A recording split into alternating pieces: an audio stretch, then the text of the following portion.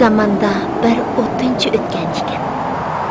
U har kuni jangaldan o'tin ip kelib setib, jahondachilik qiladi ekan. Bir kuni u odati bo'yicha o'tin kesib qaytibdi. Dal shu paytda bir jup sirliq ko'z uningga tikilibdi.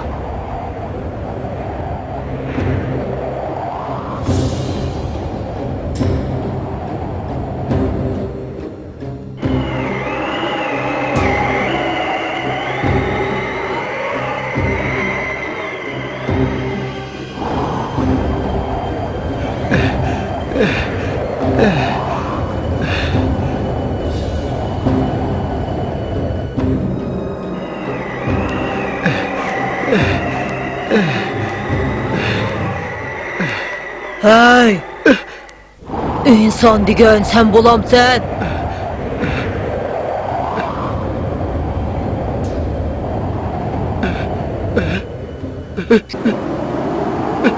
Shu.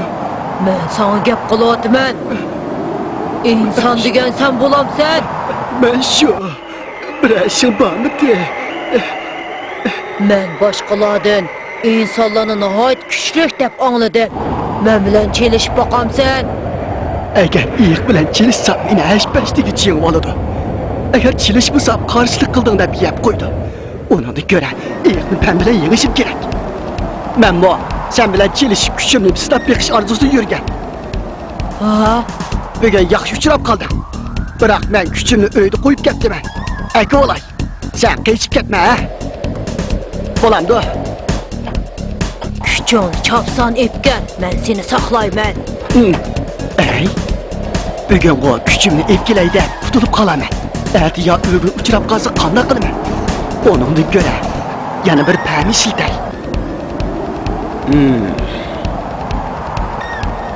Ey, men gagichi qechib ketsam men qanday qilaman?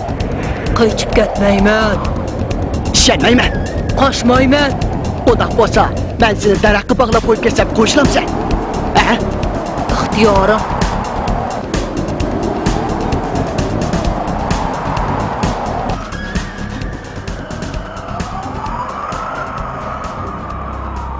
Buvay iyiqni mahkam bog'lab atgandan keyin iyiqqa qarab masxara aralash kulib qo'yib, xotirjam holda uyga qaytibdi.